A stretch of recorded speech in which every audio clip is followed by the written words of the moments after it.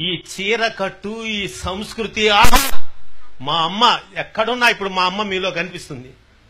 మా అమ్మ, ప్రతి అమ్మలో మా అమ్మ కనిపిస్తుంది. ఈరోజు నాకు ఇవాళ తల్లి లేదు అని చెప్పుకోను.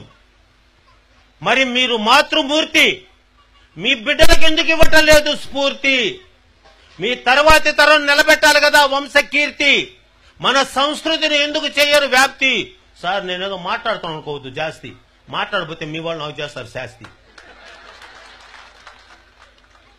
మన సంస్కృతి మీరివ్వాలమ్మా ఆకృతి. స్త్రీ అంటేనే ప్రకృతి, స్త్రీ లేకపోతే మగవాడు వికృతి. స్త్రీ అనే పదం పవిత్రమైన అన్నమయ కృతి. మీరుంటేనే పనిచేస్తుంది మాకు మతి. స్త్రీయే సమాజానికి గతి. స్త్రీ ఉంటేనే అంతా పురోగతి, స్త్రీ లేకపోతే అధోగతి.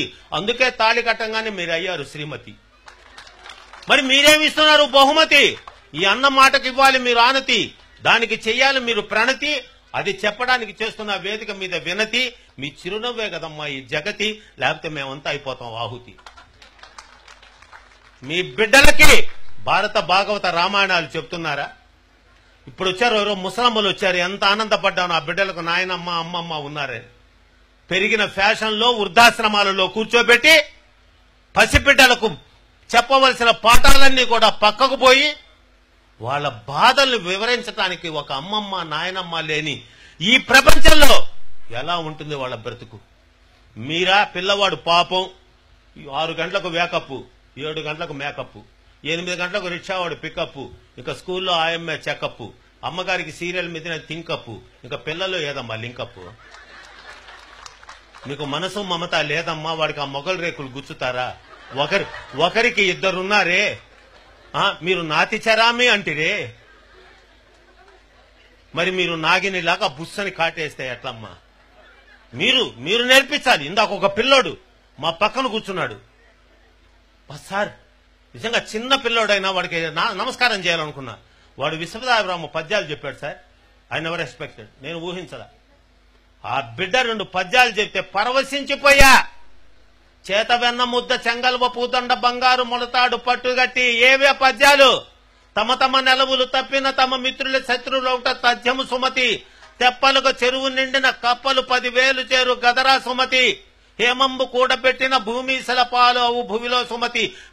చీమలు పెట్టిన పుట్టలు పాములు కెరుకైనట్లు పామరునుందగాని ఎవరు చెప్తున్నారు? ఎక్కడ మాట్లాడుతున్నారు?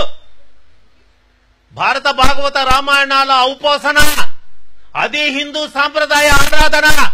నేటి బిడ్డలకు లేదని ఆవేదన. మరి మీరు అందరూ అర్థం చేసుకోరే నా వేదన. పసిబిడ్డకు చేయాలి బోధన, దాని మీద చేయాలి సాధన. అప్పుడు తెలుస్తుంది తల్లిదండ్రుల యొక్క ఆస్వాదన.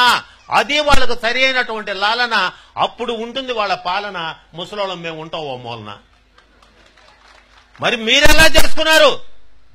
మీరు ఆ భావుకత బిడ్డలకు నేర్పించాల్సిన బాధ్యత తల్లి మీ మీద ఆధారపడింది. తల్లే తొలి గురువు. బిడ్డకు ఆమె వెయ్యాలి దరువు. ఆ తల్లి సంస్కృతి వల్లనే బిడ్డ నిలబెడతారు పరువు. మరి బిడ్డ మీరు ఎందుకు అవుతున్నాడు బరువు? బిడ్డకు ఆ పద్యాలు ఎందుకు అవుతున్నాయి కరువు? ఆ బిడ్డలకు మీరు ఎందుకు వేయటం లేదు ఎరువు? అట్లా వేయకపోతే వాడి భవిష్యత్తు కన్నీటి చెరువు, పోతుంది వంశ పరువు. ఎందుకంటే మహిళా స్వరూపిణి. మగవాళ్ళ మాకేందమ్మా, ఒక్క శ్రీరామనవమి, ఒక్క వినాయక చవితి, ఒక్క కృష్ణాష్టమి. మరి నీకు నవరాత్రులు. ఆహా, 9 రోజులు ఆడబిడ్డకి ప్రపంచమంతా ఘనంగా అమ్మా అని నోరారా పిలుస్తూ 9 రోజులు అమ్మను సేవిస్తున్నారంటే స్త్రీ యొక్క విలువను అర్థం చేసుకున్నాము. మేము స్వామి పాత సినిమాలు చూసి మేము మారాం. పాండురంగ మహోత్సవం సినిమాకి వెళ్ళే స్వామి. ఆ పుండరీకుడు అర్ధరాత్రి పూట తల్లిదండ్రులను దొంగని చేసి ఇంటి నుంచి తరివేస్తే కాముకుడై కళ్ళు మూసుకోపోయి గంగా యమున సరస్వతిని అవమానిస్తే మునీశ్వరుని కాళ్లతో కొట్టబోతే 2 కాళ్లు పోయినప్పుడు మునీశ్వరుడు చెప్పాడు, నీ తల్లిదండ్రులు ఆశీర్వదిస్తేనే నీ కాళ్ళు వస్తాయి.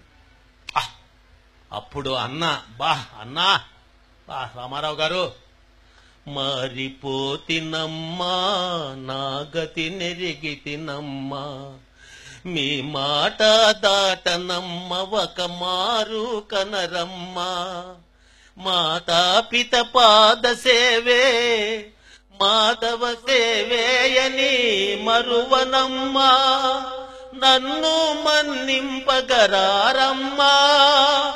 అమ్మా అమ్మా. 7వ తరగతి చదువుతున్నా, థియేటర్లో పెద్దగా ఏడ్చేశాను. ఆ రోజే ప్రణామం చేసుకున్నా, నేను పెరిగి పెద్ద నా తల్లిదండ్రులకు సేవ చేసుకున్నా. అయితే నేను సేవ చేశానంటే అది సొంత డబ్బా అవుతుంది. నా ఇల్లాలు పక్క నుండి అత్తగారిని అమ్మగారిగా చూసుకొని సేవ చేసి ఆమె కనుమరుగైనా ఇప్పటికీ కన్నీళ్లు పెట్టుకుని అత్తయ్య వెళ్ళిపోయావన్న ఇల్లాలని తీసుకొని వచ్చి నాకు కట్టబెట్టింది కూడా అమ్మ, స్త్రీయే.